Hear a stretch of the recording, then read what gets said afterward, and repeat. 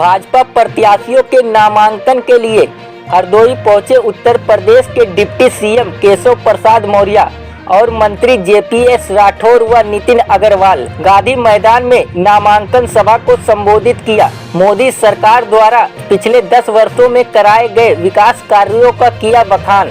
अब की बार 400 पार का दिया नारा और कार्यकर्ताओं को 400 सीटों का लक्ष्य प्राप्त करने के लिए कड़ी मेहनत करने का दिया संदेश। 19 अप्रैल को उत्तर प्रदेश की 8 सीटों पर हो रहे चुनाव में सभी सीटों पर भाजपा के जीतने का किया दावा। कांग्रेस और सपा पर जमकर बरसे केशव प्रसाद मौर्य।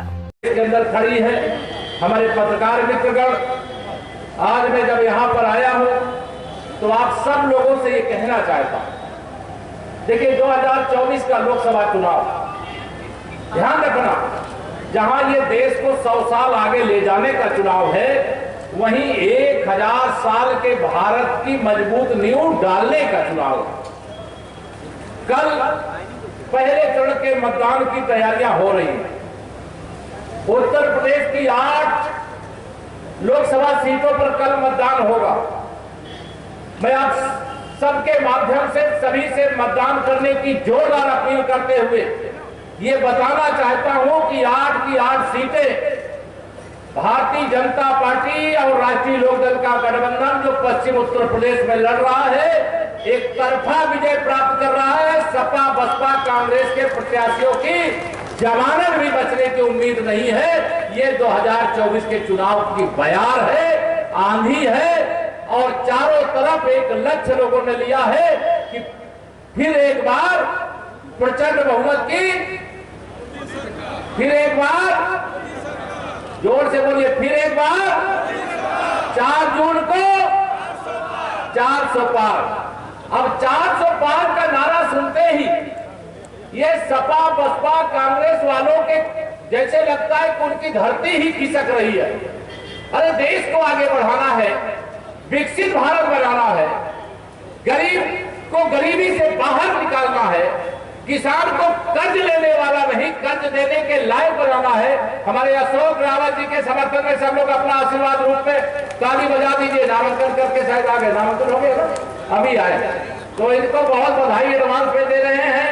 और आप सबने 2000 बैठ जाओ, एक बार फोटो खींच कर बैठवा देता। हाँ खींचो भाई, दोनों फोटो दोनों हमारे साथियों की। बोलिए भारत माता की।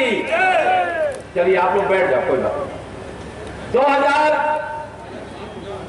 2019 के लोकसभा चुनाव में सपा बसपा का गठबंधन था। आप बताइए, गठबंधन होने के बाद आपको यह विश्वास था क्या कि जयप्रकाश रावत जी और अशोक रावत जी जीत करके जाएंगे? विश्वास था क्या? विश्वास था, पक्का विश्वास था। जब सपा बसपा के गठबंधन के बाद आपका विश्वास था, तो 2024 में तो आपका विश्वास दुगुना और चौगुना हो गया है। इसकी मैं बधाई देता हूं। यही लक्ष्य लेकर के चलना है भारतीय जनता पार्टी। आप बताइए, माननीय नरेंद्र मोदी जी के नेतृत्व में 10 वर्ष में माननीय मोदी जी देश को आगे लेकर के गए हैं कि नहीं? दोनों हाथ में बताइए, देश को आगे लेके गए हैं कि नहीं? गरीबों के जीवन में खुशहाली लाए हैं कि नहीं? दोनों इधर वाले भी हाथ उठाए, बताओ, लाए हैं कि नहीं लाए हैं?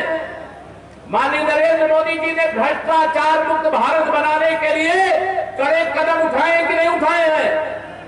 2014 से पहले इस देश के अंदर अगर दिल्ली से 1 रुपए भेजा जाता था तो जिसके लिए भेजा जाता था उसके पास 15 पैसा पहुंचता था। 1 रुपए में से 15 पैसे। लेकिन मेरे प्रधानमंत्री मोदी जी ने 34 लाख करोड़ रुपया भेजा दिल्ली से। 34 लाख का पूरा 34 लाख करोड़ रुपया पहुंचा। उसमें आप में कई लोग ऐसे होंगे जिनको प्रधानमंत्री किसान सम्मान निधि हर 4 महीने में 2-2 हजार की किस्त मिलती है। मिलती है कि नहीं मिलती है? दोनों हाथ उठा के बताओ, मिलती है कि नहीं मिलती है? आपके गांव में हम लोग उत्तर प्रदेश में 15.5 करोड़ लोगों को, देश में 80 करोड़ लोगों को प्रधानमंत्री गरीब कल्याण अन्न योजना का राशन फ्री में दे रहे हैं कोरोना काल से, और आगे 5 साल और देते रहेंगे। बताइए, राशन मिल रहा है कि नहीं मिल रहा? दोनों हाथ में बताइए, मिल रहा है कि नहीं मिल रहा? ये भारतीय जनता पार्टी की सरकार, इसलिए राशन मिल रहा है, अन्यथा सपा बसपा कांग्रेस वाले भाषण पिला देते और राशन बेच करके खा जाते, अपनी तिजोरियां भर लेते। भारतीय जनता पार्टी ने भ्रष्टाचार मुक्त भारत बनाने के लिए जनता से आशीर्वाद मांगा, समर्थन मांगा। 2014 में हमारे प्रधानमंत्री जी ने कहा कि हमें 272 प्लस चाहिए। मैं अभिनंदन करता हूं केवल 19 के लिए नहीं, आपने 2014 में भी हरदोई की दोनों लोकसभा सीटें हरदोई और मिश्रिख जिता करके देने का काम किया था। 272 मांगा, 283 सांसद दिए। 2019 में हमारे प्रधानमंत्री जी ने 300 पार का नारा दिया।